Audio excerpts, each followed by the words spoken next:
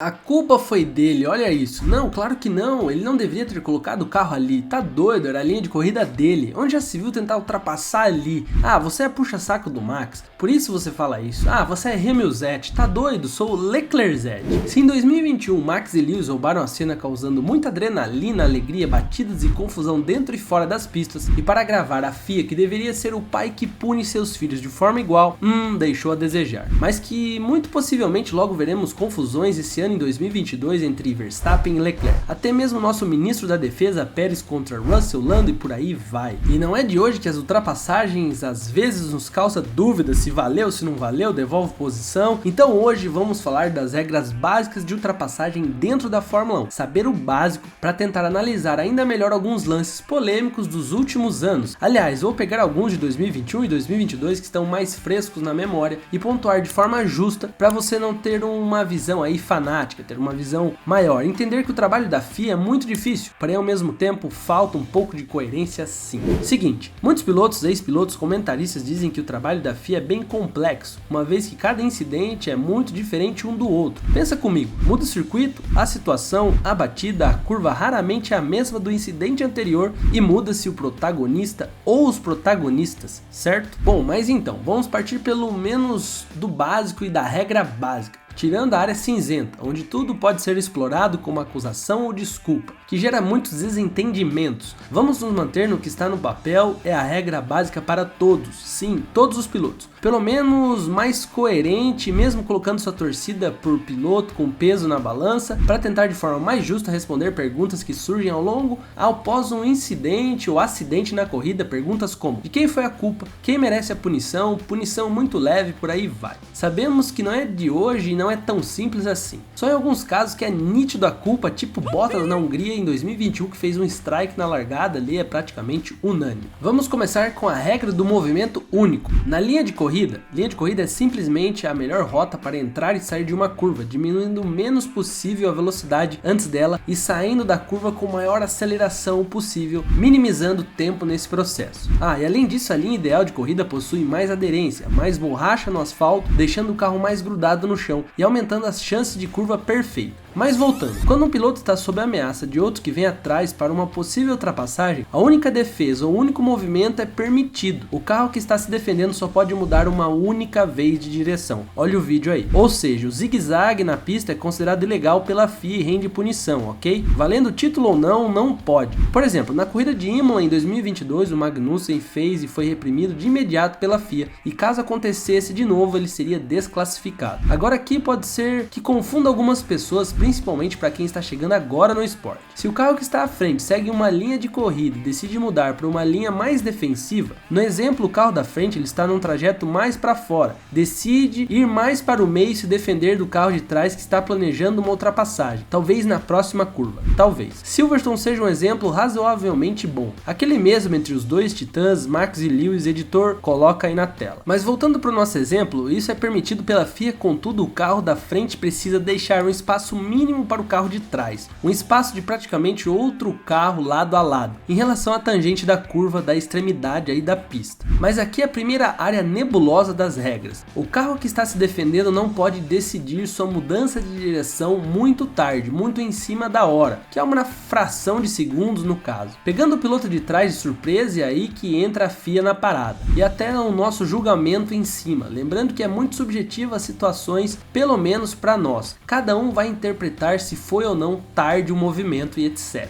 Já para a FIA, eles têm muito mais ferramentas, dados, vídeos para julgar de forma mais precisa do que nós olhando de longe pela televisão. A análise dos caras é feita com base em telemetria, a velocidade dos carros na hora da curva, a velocidade na entrada da curva, câmeras on-board do movimento do volante do piloto e também a agressividade do movimento, tanto para quem se defende, tanto para quem ataca. Silverstone mesmo foi julgado que Hamilton colocou o carro onde não deveria, por isso a punição, mesmo sendo considerado por muitos um incidente de corrida. Tanto para Max no Brasil naquele lance com adivinha quem? Hamilton, onde os dois vão para fora da pista. Naquele caso, Max talvez tenha deliberadamente decidido frear tarde e mudar de direção ainda mais tarde, fazendo Lewis desviar para evitar uma batida e que passou batido pela FIA julgando lance de corrida. Confesso que de primeiro momento achei normal, mas acho que caberia uma punição a Max, se levarmos em conta a coerência do que vinha sendo aplicado antes, com Norris e Pérez naquele começo de temporada e companhia. Porém, sou a favor de corrida e menos interferência da comissão. Aqui um gancho: como muita gente sabe, a FIA trocou diretores de prova para esse ano de 2022 e adotou algumas novas regras, mas que não interferem no que se diz respeito às ultrapassagens, mas irá impactar nas decisões, uma vez que a FIA e equipes não podem ter mais aquele bate-papo da UOL lá de antigamente durante a corrida. Ou seja, tudo isso além de torcida, título em jogo, competitividade à flor da pele, podemos entender o porquê pega fogo o debate e porquê um discorda do outro. Mas e quando os pilotos estão lado a lado? Qual é a etiqueta a se seguir? Bom, lado a lado a regra diz que em uma reta, simplesmente ele tem que deixar espaço sem jogar o amiguinho para fora da pista. Ir fechando o espaço bruscamente não pode. Digo isso porque eles fazem sutilmente. Um exemplo que vem à cabeça foi aquele que Rubinho contra Schumacher em 2010 na Hungria quase foi para a parede de concreto na tentativa de ultrapassar o alemão. Editor, coloca aí, porque esse lance, sério, Rubinho foi muito sangue frio e arrojado, monstro demais. Bom, sou um grande fã do alemão, mas nesse dia aí ele pegou pesado. Aquele limite do que é se defender foi um pouco a mais. Porém, o Rubinho tava na raiva e colocou o alemão no bolso. E era por 10ª colocação. Você que está aí julgando a agressividade de alguns pilotos que disputam títulos, antigamente a treta era para posições lá atrás e até para não tomar volta em cima. Mas voltando, nesse caso cabe à FIA decidir o quão das regras foram quebradas em cada lance, em cada momento, em cada curva, pois não tem uma regra específica dizendo: se você espremer o adversário contra a parede de concreto a 5 centímetros, você sofrerá uma punição de 5 segundos e por aí vai. Outro exemplo bacana que podemos pegar: 2018 Baku, as Red Bulls se jantando ali na curva 1 em zona de freada, que por sinal são outras regras. Lembra? Editor, refresca a memória da galera. Em zonas de freada a situação se agrava, pois se torna mais perigoso possíveis toques e a reação tem que ser muito rápida, principalmente para evitar movimentos bruscos de piloto A ou B, caso ele comece a reduzir a velocidade e mude de direção abruptamente, a fim ali de se defender ou até de aproveitar para sair da curva com mais tração e se distanciar do adversário. Nesse caso dos dois meninos aí, o Max de novo, o holandês confusão, ambos foram reprimidos pela FIA, um pedindo desculpa para o outro, e até onde fui nas pesquisas ficou nisso. Nada além de punição, meio óbvio até porque prejudicou apenas as duas Red Bulls nesse caso e os pilotos envolvidos, mas ambos tiveram parcela de culpa. O holandês, segundo a FIA, fez 2 movimentos para se defender e Daniel Ricciardo, por sua vez, deixou para atacar muito em cima da curva, já na área de frenagem, mas esse caso foi fácil resolver. Agora imagina o mesmo cenário 2022, Leclerc e Max, aí a treta estaria formada. Viu como as situações são diferentes? Seriam as duas equipes lutando por títulos e construtores. Conseguem imaginar o Mattia Binotto, nosso Harry Potter italiano, saindo da paz e vendo as tretas aí dentro da pista? Ainda em 2021, que inclusive gerou polêmicas durante boas semanas depois do lance no Brasil, muitos pilotos deram a cara a tapa mostrando insatisfação com a punição de Max. Lando Norris, Leclerc foram alguns. Lando mesmo foi um dos envolvidos no começo do ano naquele lance com Sérgio Pérez na corrida da Áustria, onde ele tomou punição por mandar Pérez para fora da pista, não deixando espaço suficiente para o mexicano, que acabou sendo a vítima naquele caso, e voltas depois fez praticamente o mesmo na mesma curva com Charles Leclerc e depois de novo em outra curva, ou seja, todos os incidentes que renderam punições. E vejam como é peculiar, o mexicano estava presente nos 3 lances, mas em situações diferentes, e vou mais além. E para buscar uma análise justa, Lewis Hamilton também fez o mesmo com Alexander Albon um ano antes, nesse mesmo circuito da Áustria e também no Brasil. Ou seja, galera, parem de achar que os caras são santos, puros anjos na pista, porque eles não são.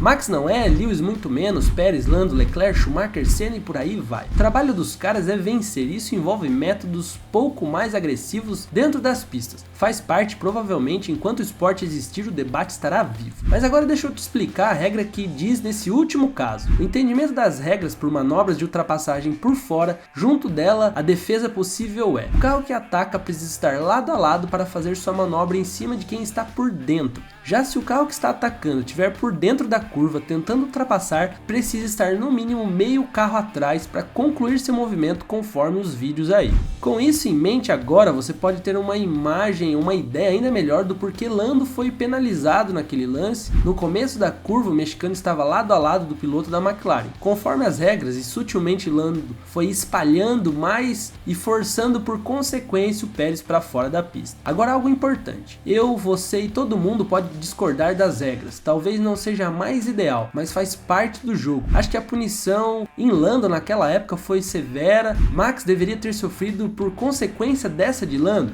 Já em Silverstone, Lewis praticamente aniquilou o adversário mesmo sem querer, o tirando da corrida, que no caso era candidato a título e sofreu uma punição nada coerente. 10 segundos por tirar o piloto da corrida acho que foi pouco. Tão pouco que ele venceu a corrida, algo que não tá certo, usando o puro raciocínio lógico. E ela serve para todos antes de me julgar torcedor por alguém, inclusive colocaria a Max e seu comportamento em Jeddah. Brando demais também tomou 10 segundos de punição, ou seja, para quem reclama dessa punição, precisa urgentemente usar a coerência inclusive na crítica. Regras são brandas ou severas, mas devem ser aplicadas para todos. Ah, e um detalhe, todas as manobras partem do princípio que o piloto faz de forma calculada, controlada e pensada, beleza? Então eles sabem o que estão fazendo. Podem errar, mas é um erro consciente. Tirando o incidente de largada, que é muito complicado punir algum piloto, pois os espaços nas duas primeiras curvas é extremamente apertado e toques involuntários são considerados incidentes de corrida na grande maioria das vezes. Dali pra frente é pura interpretação das regras e senso de justiça dos diretores de prova,